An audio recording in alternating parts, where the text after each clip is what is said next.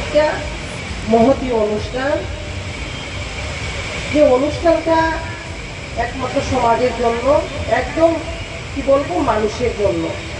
তো এখানে মঞ্চে উপবিষ্ট রয়েছেন আমাদের নগর পঞ্চায়েতের চেয়ারম্যান, ভাইস চেয়ারম্যান, রয়েছেন সিএমও সাহেব, রয়েছেন আমাদের দুজন এডিএম সহ এখানে বিভিন্ন ডিপার্টমেন্টের আধিকারিকগণ।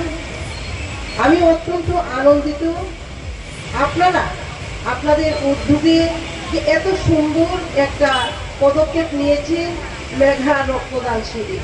এখানে উপস্থিত ছিলেন আমাদের জেলা শাসক, আমাদের এসপি সাহেব, তো জেলা শাসক, এসপি সাহেব এবং এসডিএম সাহেবও ছিলেন। জেলা শাসকের একটা গুরুত্বপূর্ণ মিটিংয়ের জন্য উনি ওনার স্পিচ রেখেছেন এবং আমাকে বলে উনি চলে গেছেন, দায়িত্ব বেশি। তো আমি বলবো আমাদের উত্তর ত্রিপুরাবাসী হিসাবে আমরা গর্বিত, কারণ আমরা এমন একজন কর্মচঞ্চল ডিএম সাহেবা পেয়েছি। আমি যতটুকু বলবো ততটুকু কিন্তু কম হবে। উনি চাইছেন কিভাবে আরো এগিয়ে নিয়ে যাওয়া যায়।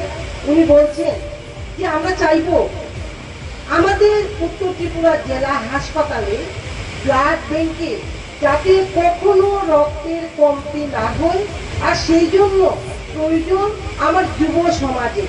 আমরা দেখতে পাচ্ছি আমাদের যুব সমাজরা যেভাবে নির্দ্বিধায় এগিয়ে আসছে সেই রক্তদান করার জন্য। পাশাপাশি আমি বিভিন্ন ডিপার্টমেন্টের আধিকারিকদের অসংখ্য অসংখ্য ধন্যবাদ জ্ঞাপন করছি। আমার পরিবারের পক্ষ থেকে এবং তরফ থেকে প্রীতি শুভেচ্ছা এবং শ্রদ্ধা জানাই। আমাদের ধর্মনগরে আবেদনকারী লোকদের সর্বদা কমাতে আমাদের ধর্মনগরের মাননীয় অধ্যক্ষ শ্রী বিশ্ববন্ধু মহোদয় প্রতিদিন বিভিন্ন ক্যালেন্ডারের মাধ্যমে এবং সামাজিক সংস্থা, বিভিন্ন সরকারি অফিস এবং ক্লাব সবাইকে নিয়ে এই কাজ করে যাচ্ছেন। তাও আরও আমরা আগামী দিন এই কাজ এগিয়ে নিয়ে যাওয়ার জন্য সকলে তাদের সহযোগিতা কামনা করে সবাইকে ধন্যবাদ জানিয়ে আমি আমার কথা শেষ করছি।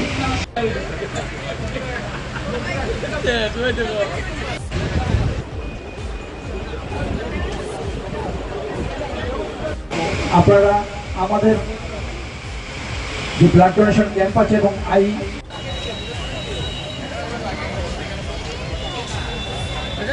ত্রিপুরা আপনাকে অনুরোধ করছি মঞ্চে আসন গ্রহণ করার জন্য।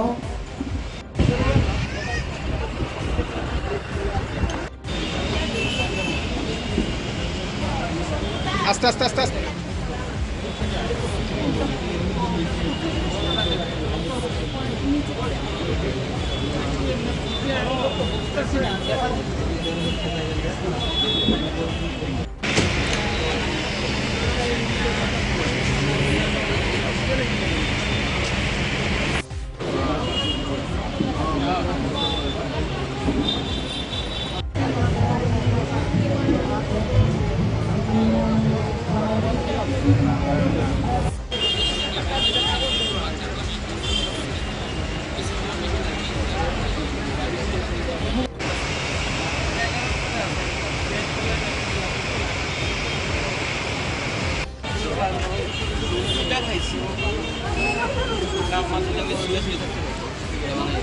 মানে প্রচুর ফুলে